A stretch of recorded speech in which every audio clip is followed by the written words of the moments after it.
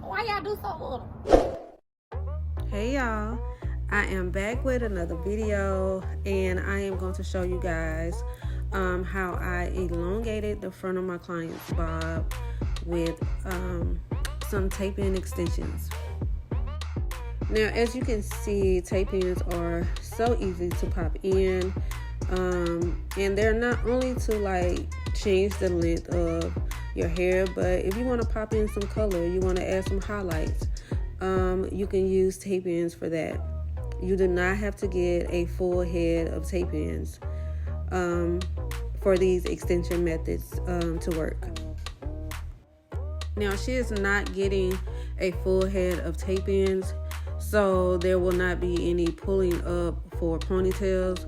So I'm able to place pieces closer to the front to conceal some of the shorter pieces. Now, I did add some soft layers to the ends because the rest of her hair is not completely blunt and I wanted everything to blend.